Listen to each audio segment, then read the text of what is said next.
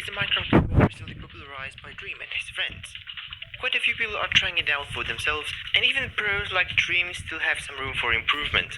So here are some Minecraft beta tips for everybody, even Dream and his friends. I'll put the best tips later in the video, so make sure to watch till the end so you don't miss out. If you're new to this channel and you enjoyed the video, consider subscribing. I plan on making more content like this soon. And without further ado, let's get to the tips. We are starting off with a tip for both the speedrunner and the hunter. This might be known for food source, but they do have another use here. If you're chased down and you need to slow down your opponent, just place them on the ground. It can slow players down significantly and quickly, and can even slightly injure them, although the damage itself is small enough it doesn't really matter. An alternative would be collecting cobwebs with shears, which are definitely more effective than berry bushes, but they are much harder to obtain since you can find berries just on the surface in taiga biomes, and in rather large quantities too, and cobwebs are only findable underground. Only convert a few eyes of ender when searching for the stronghold, and the pearls are incredibly useful items, so don't waste them on extra eye of enders that you won't use. I suggest converting only 3 or so until you find the portal. You can also convert 12, but the portals most of the times actually already have some eyes in them. That way when you're at the portal you know exactly how many you need to convert. The next tip is something most people already know, but I don't see it utilized nearly as much as it should be. And that is, axes can break through shields.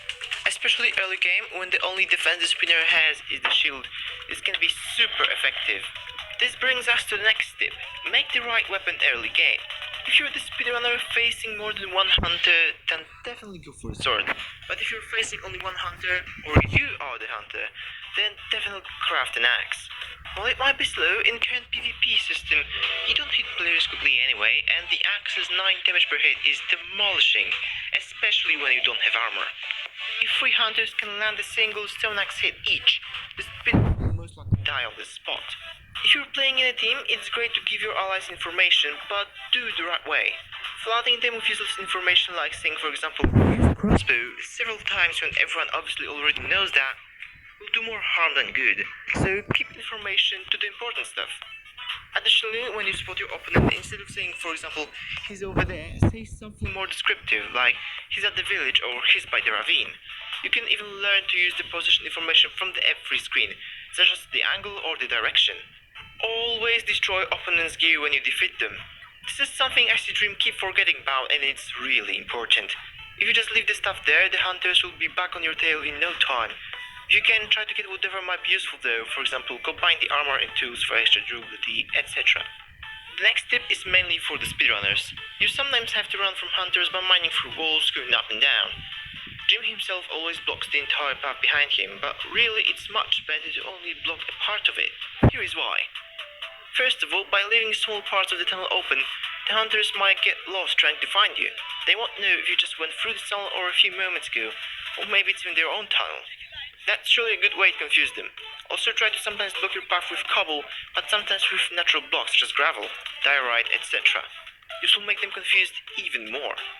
When blocking your path in the nether, it's best to start with netherrack to hide it, and then continue with something like, for example, cobblestone, as it takes longer to mine, so it will slow down the hunters, since they will either have to mine it or around it.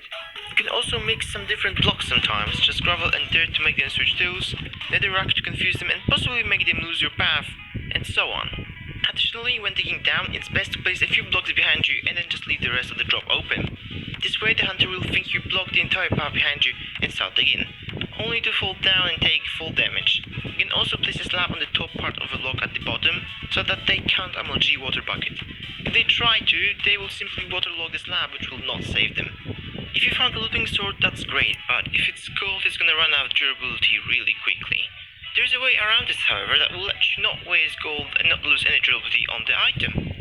What you have to do is hold the item with the looting enchantment in your main hand and kill the mob with a bow or another projectile that you have in your second hand. This will take the durability only from the secondary item, while giving you the looting benefits from the item in your main hand. This one is mainly for the hunters, and it's about slipping in the nether and the end. It takes advantage of the fact that the hunters can respawn how many times they want, and that beds are quite cheap to make. What you wanna do is essentially bomb the speedrunner. When they are in the nether or the end dimension, simply leave all your opponent's stuff in a chest somewhere close to the portal, get a bed, try to get as close to the speeder as possible and bomb. Beds deal absurd amounts of damage, are cheap and explode instantly, making them an incredible weapon that can literally one-hit people even in netherite armor.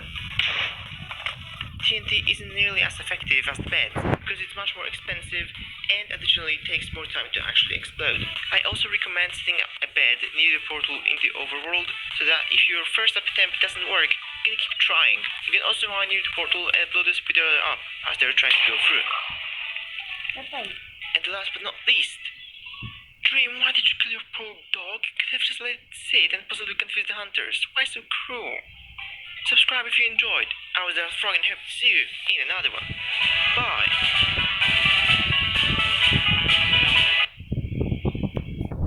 Where'd he go? Where'd he go? Oh, I found him! Where? Oh my god! He was Stay on him! Get him! Wait, Oh my goodness, stop letting him close the things off. Stay on him. Wait, where'd he what? go? Where is he? Going up this way? Hold on, I hear him, I hear him. Where is it?